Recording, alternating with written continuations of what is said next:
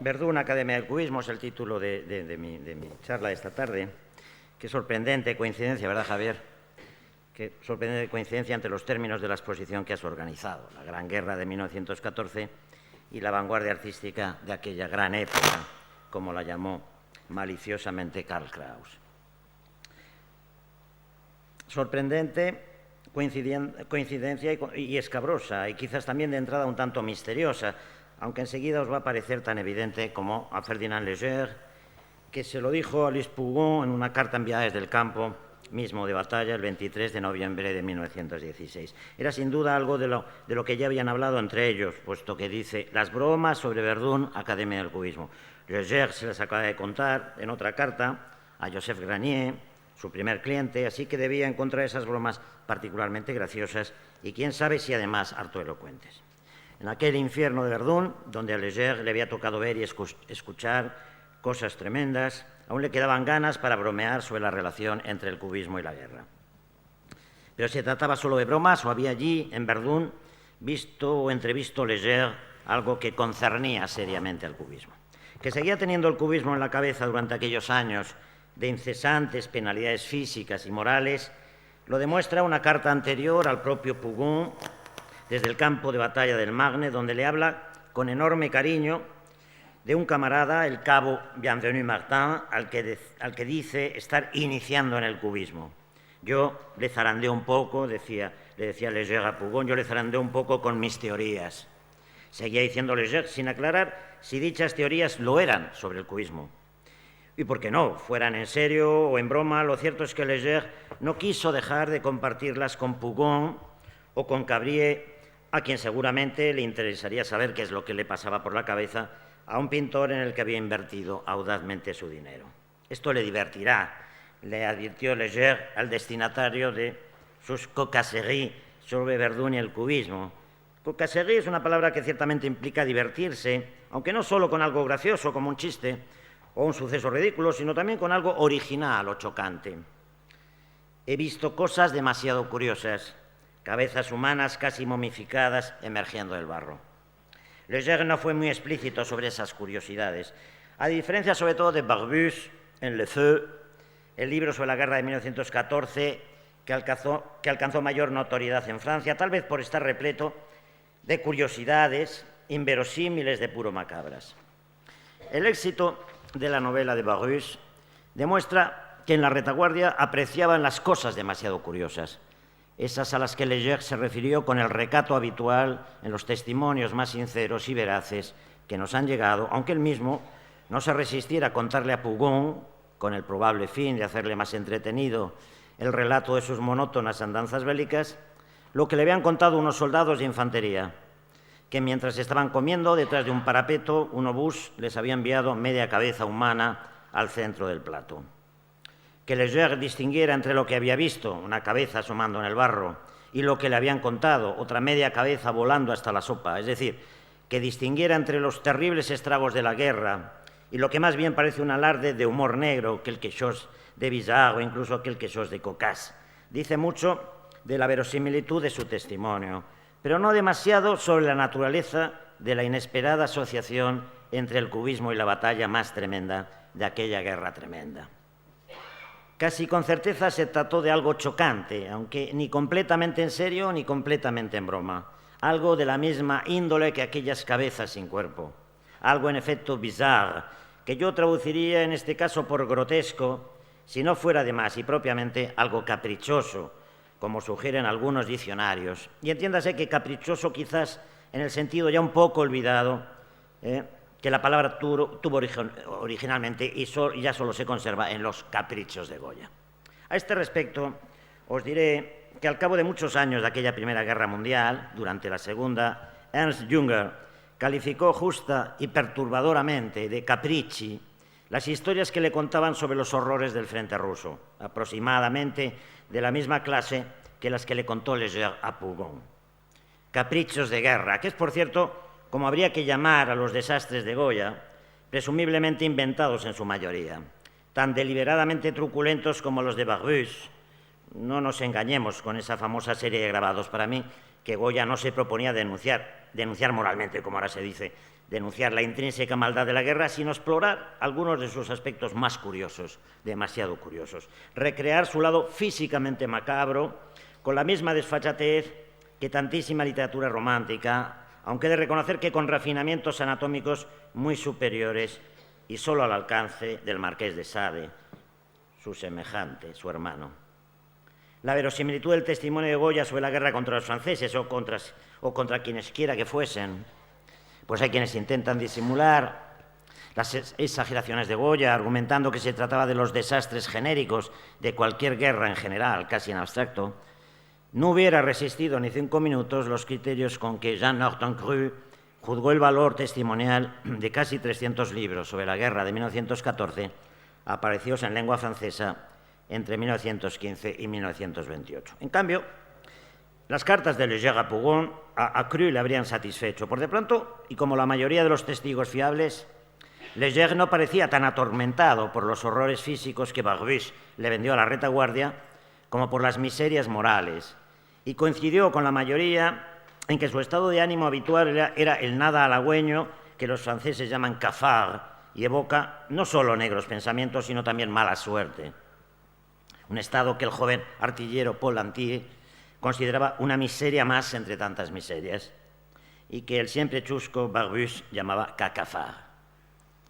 Otra particularidad de los testimonios más sinceros, esto es, la resistencia a los alardes patrióticos y de sacrificio que hacían estragos en la retaguardia y tanto disgustaban a los combatientes, llegan Léger hasta el extremo contrario de intentar a toda costa escapar de la primera línea y hacerse un hueco en la recién creada unidad de camufladores del ejército francés, donde, por cierto, se habían camuflado hábilmente muchísimos artistas, entre ellos su amigo de la infancia, André Mare, y numerosos compañeros de aventuras cubistas.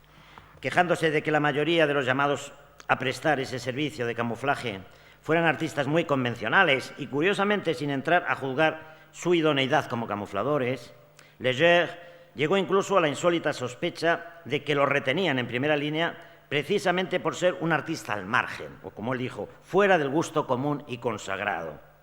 No encuentro nada semejante en la correspondencia de otros de su cuerda, como André Derain o Apollinaire, aunque él también Apollinaire, que tanto se había quejado de lo que se aburría durante su periodo de instrucción lejos del frente, una vez allí, pronto empezó a suspirar por un destino menos expuesto. ¿Quién podría reprocharles haber querido poner tierra por medio? Llegaron, sin embargo, a ser conscientes de lo arriesgado que había sido querer estar a la vanguardia del arte y la literatura de su tiempo. Su destino final e inapelable no era un castigo, sino una ironía del destino, dicho sea ahora con mayúscula.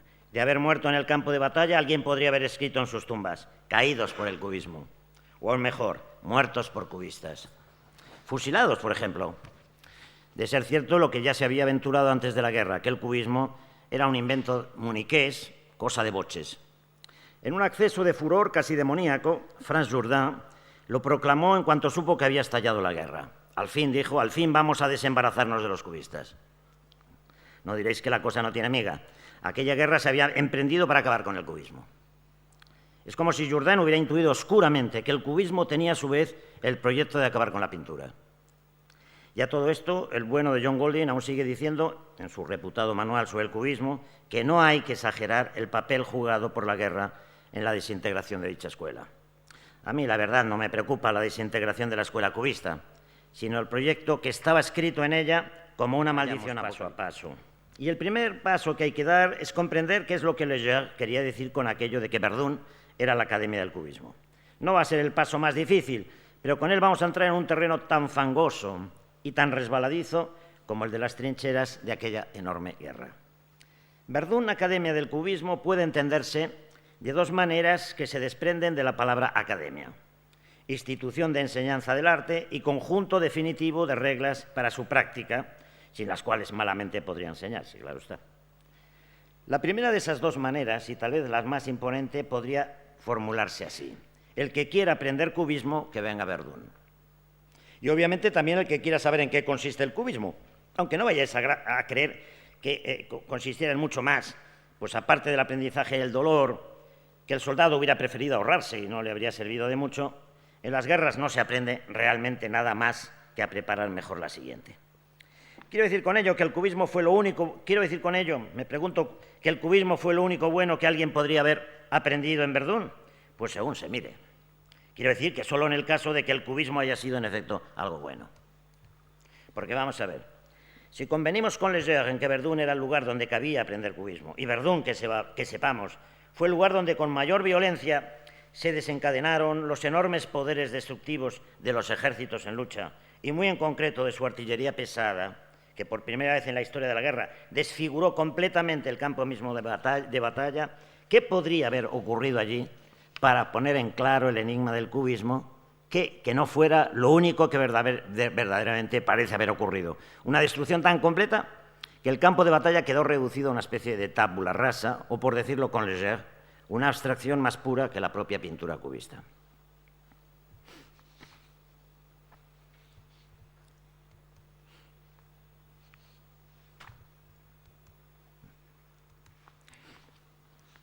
He considerado otras posibilidades, que la batalla de Verdún y con ella el cubismo fuera la expresión suprema de la guerra, o que fuera un incandescente vórtice de energía o una masa colosal de audacia y de heroísmo. Pero al final todo me lleva al mismo sitio, a aquella nada enfangada y chamuscada que los combatientes describieron siempre con horror, como si se tratara de un lugar maldito o maligno, un auténtico infierno. En realidad, la descripción de Verdún más verosímil es la que hizo un pintor, Jean Higaud, cuyos recuerdos de la guerra son, sin embargo, bastante novelescos. No se veía nada.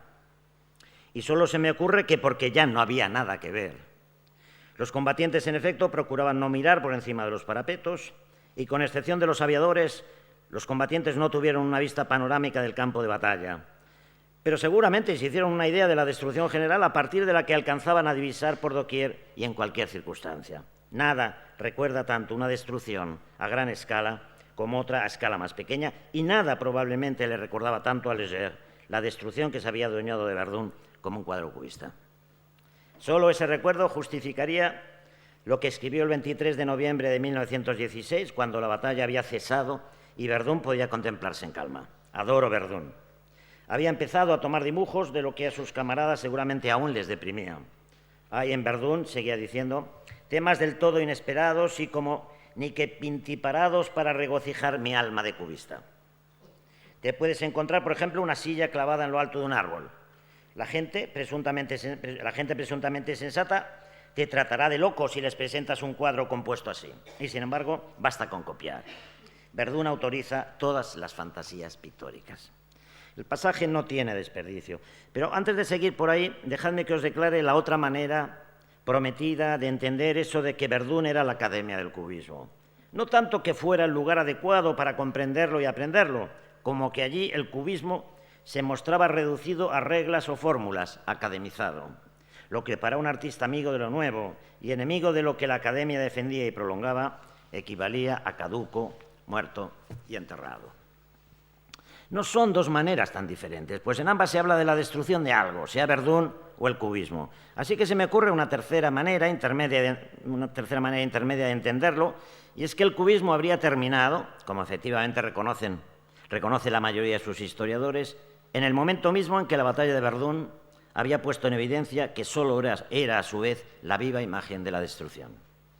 No estoy seguro de que Léger fuera consciente de ello, por más que en una carta del 28 de marzo de 1915 a Jean-Louis le reconociera que no hay nada tan cubista como esta guerra que divide limpiamente a un pobre hombre en varios trozos y los lanza hacia los 4 puntos cardinales. Aquella silla clavada en lo alto de un árbol, que bien podría haber sido uno de esos trozos, sugiere que a la hora de señalar lo que tanto regocijaba su alma de cubista, todavía dudaba entre la causa y el efecto, o sea, entre la destrucción de los cuerpos y las cosas y su aterrizaje en un lugar chocante.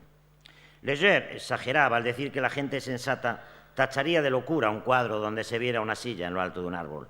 La prensa sensacionalista había publicado toda clase de fantasías, como las llama Léger, y Le Miroir del 9 de mayo de 1915, por ejemplo, una de un cuerpo despedazado en lo alto de un árbol desnudo. Queriéndole desvelar a su amigo Pugón los secretos de su alma de cubista en primera línea, Léger ha ido a caer en las fantasías de la gente de la retaguardia, unas veces macabras, como que a falta de tablones para techar los refugios se empleaban piernas de alemanes muertos, y otras simplemente bizarras, como precisamente la de la silla, que anuncia el mundo al revés, que tanto iba a complacer a los surrealistas y al fin lograría chocar a la gente sensata. Con el tiempo, lo que Léger reconocería haberle marcado como artista no era ni la fragmentación de los cuerpos y las cosas, ni el destino caprichoso de los fragmentos, sino algo más difícil de entender que le comunicó a Dora Valier en 1954. Le decía, las culatas de los cañones, eso es lo que él recordaba, lo que había dejado huella en él, las culatas de los cañones, el sol que les pegaba encima, la crudeza del objeto en sí. Ahí es donde yo me he formado. No sé, nos recuerda un cuadro de Giorgio de Chirico esta descripción. En 1954 ya hacía mucho que Léger había dejado de ser cubista y posaba incluso de realista, pero el hecho de que en ese recuerdo la sensación de calor sea más fuerte que cualquier otra de orden visual y que al final se imponga una cualidad que no es del todo sensorial, esa misteriosa crudeza del objeto en sí, que denota una especie de abstracta hiperobjetividad o superrealidad que iban a reclamar tanto Franz Rouault como los surrealistas, me lleva a pensar que no fueron los sentidos de Léger, sino su alma, lo más afectado por la guerra, dándole en ello la razón a Cru cuando asegura, literalmente, que las impresiones psíquicas causadas por ella en los combatientes fueron infinitamente mayores que las impresiones sensoriales. Esa guerra habría sido, pues, algo así como un estado del alma, o como iba a decir el antiguo enfermero André Breton, primero del dadaísmo y luego del surrealismo, un estado del espíritu. Tanto el uno como el otro, tanto el dadaísmo como el surrealismo, fueron hijos directos de la guerra de 1914. El uno todavía enfadadísimo con ella, y el otro ya más apaciguado, o exactamente resignado a la desaparición del mundo físico, del mundo que nos llega a través de los sentidos. Porque la insistente y sin duda exitosa exploración del mundo psíquico por parte de los surrealistas solo puede explicarse, efectivamente, por la desaparición del mundo que conocemos a través de los sentidos corporales. En su libro sobre el silencio de los pintores, libro clásico sobre este tema, Philippe Daguin ha considerado dos aspectos distintos y en cierto sentido contrarios de las dificultades que los pintores encontraron para hacer algo que no decepcionara a los combatientes. Por una parte, la invisibilidad del combate en la guerra moderna y, por otra, la naturaleza misma de las fuerzas en juego, como son sobre todo las explosiones. En cuanto a lo primero, la invisibilidad del combate, donde Daguin seguía por el perspicaz análisis de Robert de la Siserin en un ensayo de 1918 sobre la nueva estética de las batallas, solo cabría reprocharles a ambos, a Daguin y a de la Siserin, que los cuadros de ese género del siglo XIX, como este de Vernet, les parecieran verosímiles, cosa que, por el contrario, al coronel Ardan Dupic, autor de unos estudios sobre el combate, publicados póstumamente en 1903 y principal inspirador de Jean Norton Cru, le hubiera parecido en cambio un signo de candor, una puerilidad, aunque esa falsa idea sobre el combate fue precisamente lo que azuzó la guerra de 1914 y la llevó a un mortífero callejón sin salida. Georges Braque lo entendió perfectamente. Recuerdo de 1914, dice uno de sus aforismos, lo único que le preocupaba al mariscal Joffre era repetir los cuadros de batallas de Vernet. En cuanto a las dificultades de orden técnico para pintar aquello en lo que el combatiente estaba inmerso, y consistía mayormente en un ruido enloquecedor, Daguin parece inclinado a pensar que los artistas que lo intentaron de una manera nueva, o en el estilo de la época, lo habrían hecho mejor que los artistas más conservadores. Solo un poco mejor, pues tampoco le convencen del todo la geometrización de las explosiones y el abuso de signos convencionales y onomatopeyas. Aquí podéis ver en un dibujo de Marinetti que representa un bombardeo aéreo. El abuso, digo, también le disgusta, el abuso de signos convencionales que tanto recuerdan los procedimientos de los futuristas, cuyo fracaso como intérpretes del dinamismo bélico, dinamismo muchísimo más intenso que el de las algaradas intervencionistas que evocaban muchas de sus obras anteriores, no ha sido apenas destacado por Daguin, siempre favorable a los modernos frente a los antiguos, a los que vapulea sin misericordia. como a Vallotton. Puedo entender que los combatientes no se reconocieran en cuadros como este. Pero ni más ni menos que en los de los expresionistas alemanes o en los de los vorticistas ingleses. ¿Y cómo demonios podrían ellos haber pintado, estos pintores, quienes quiera que fuesen, cómo podrían haber pintado la angustia, el miedo, el dolor y la desolación de los combatientes, todas las mudanzas y turbulencias de sus pobres almas torturadas? La pretensión de hacer visibles e inteligibles esas sensaciones espirituales, por así decir, ya había fracasado cuando no eran todavía tan intensas y apremiantes como se pone de manifiesto en los estudios de Boccioni sobre el estado de ánimo de los que se van y de los que se quedan. Nunca he sabido quiénes son los que se van y quiénes son los que se quedan, la verdad. Pero tampoco habían conseguido apenas nada los artistas que se jactaban de conocer los ocultos vericuetos del espíritu, como Franz Marc, que no acertaron a representar el estado de ánimo de los combatientes. Los dibujos de guerra de Marc son aún más oscuros que los de los restantes practicantes de una manera nueva de pintarla, pudiendo en realidad representar cualquier cosa y, en definitiva, nada en concreto.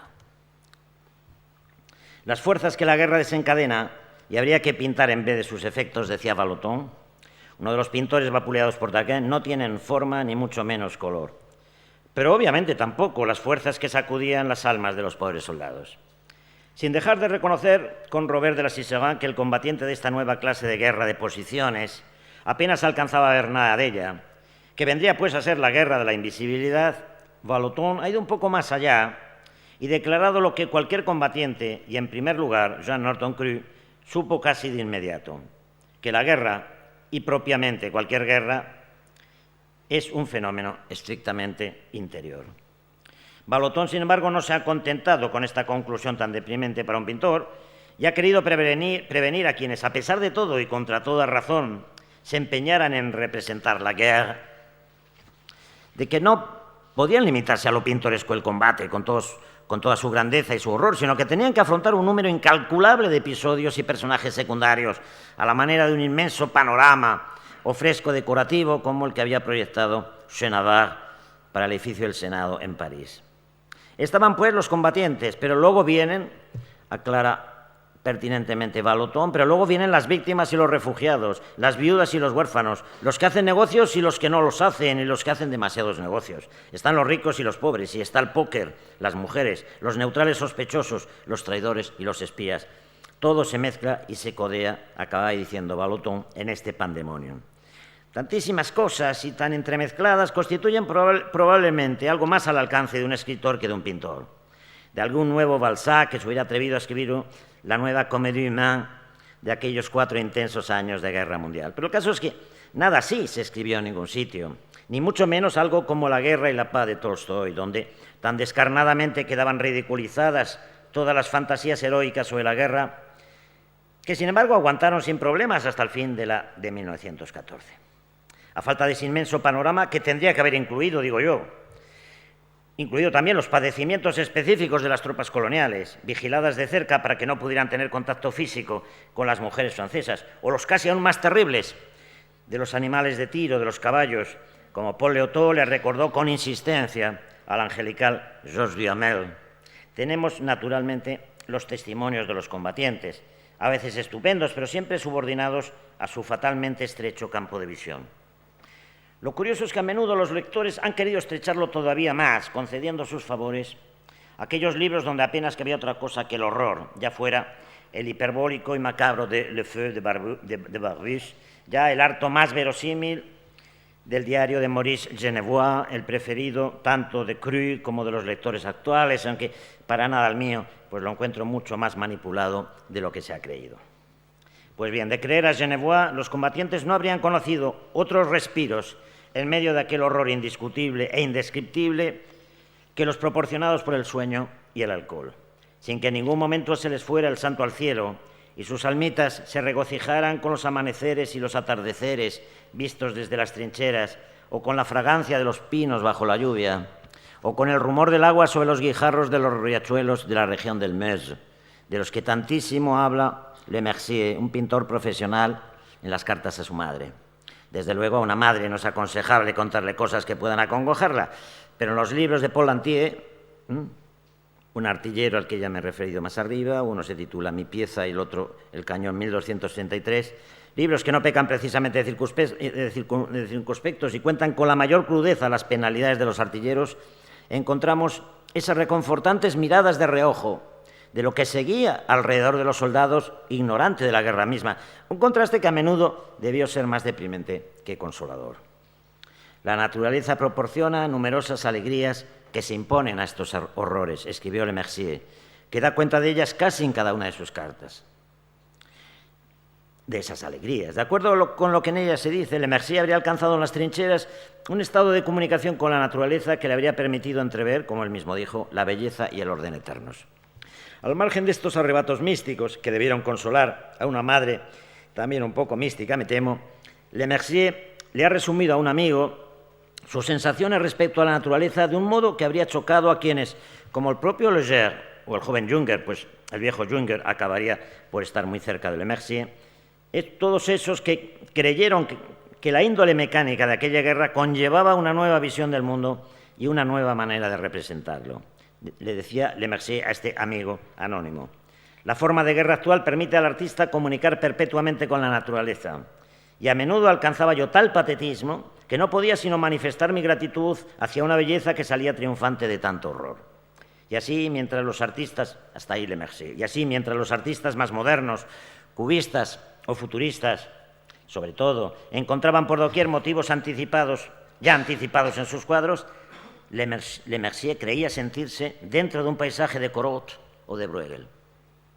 No encuentro en las cartas de Le Mercier, quien desapareció en combate en abril de 1915, ninguna alusión explícita a proyectos profesionales para después de la guerra. Ahora bien, de haber sobrevivido a sus estragos, ¿se habría animado él a pintar sus experiencias de combatiente o habría vuelto sin más a sus alegorías, muy convencionales, por lo visto, de antes de la guerra? Y de haber querido pintar esas experiencias bélicas, ¿con qué se hubiera quedado?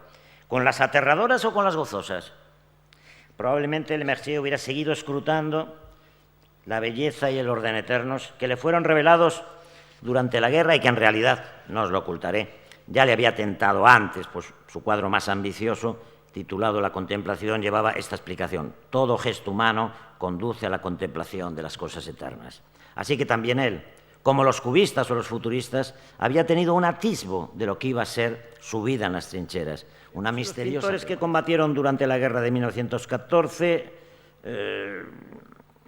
la olvidaron enseguida y que, por lo tanto, no estamos muy informados sobre las dificultades que entrañaba su representación para resultar universalmente convincente. Vallotton, cuyos cuadros de guerra ha juzgado Daguin con tanta condescendencia, quizás por no encontrarlo suficientemente moderno, tuvo la sangre fría y el pundonor profesional de analizar el problema. Decía Vallotton: tenemos un cielo de un azul delicado por donde vagan pájaros y nubes.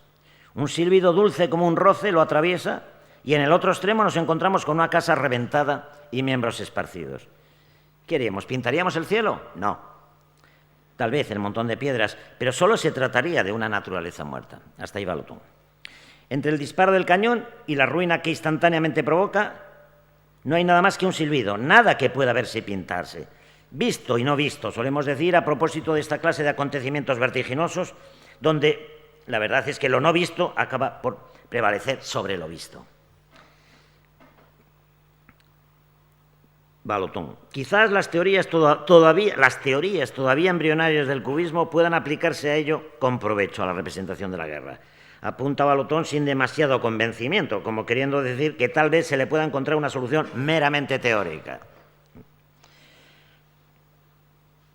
Y en verdad que pintar fuerzas resultaría, decía él, más profundamente verdadero que reproducir sus efectos, si no fuera, sigo diciendo yo, porque dichas fuerzas no tienen, bueno, él mismo lo decía, no tienen forma ni color, salvo en los cuadros de esos jóvenes artistas que solo pintan diagramas de fuerzas, signos convencionales, como las flechas que los generales dibujan tan ricamente en sus mapas y le hacen a uno echar de menos los cuadros de batallas de Vernet. Al final de este ensayo suyo sobre arte y guerra, un texto capital, por cierto, Vallotton se atreve a proponer como nuevo modelo algo que no se puede copiar como una manzana, un ente puramente abstracto que curiosamente encontramos con frecuencia en los aforismos de Braque. El único residuo probable de su experiencia en las trincheras, la fatalidad. Y añade Vallotton para rematar: el que quiera entender, que entienda. Yo, que no dudo en quererlo, lo entiendo así. Hay cosas en la vida de los hombres a donde la pintura no llega. Y cuando se empecinan a llegar, solo lo hace en forma de ideología, o lo que es casi peor, en forma de propaganda. Los padecimientos morales de los combatientes de cualquier guerra no se encuentran entre las cosas que se puedan pintar, aunque ya habéis visto que tampoco sus padecimientos físicos y ni siquiera el aspecto de lo que vieron. La pintura no lo puede todo, no puede con todo, sin que por ello tengamos que decepcionarnos de ella y dejarnos caer en brazos de la fotografía o del cine, que Dagan propone como antídoto, inocentemente me parece, como antídoto a la incapacidad de los pintores para representar la guerra de 1914. Pero vemos las fotos que publicaron en masa las revistas ilustradas de aquella época y tampoco sentimos el dolor o la desesperación de los combatientes.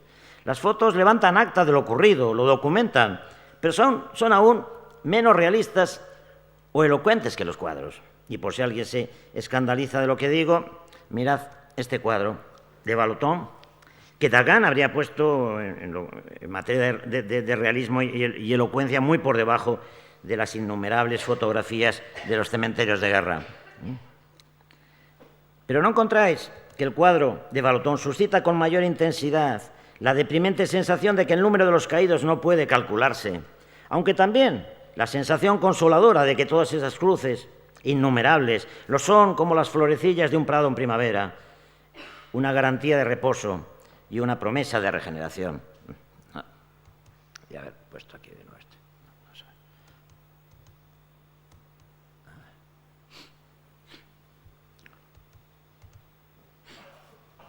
Reconozco que un cementerio no es lo mismo que un frente de combate. Casi diría que es exactamente lo contrario. Cuestión de dinamismo. La fuerza movilizada durante aquella guerra fue inversamente proporcional a su estancamiento, como luego explicaría muy bien Junger.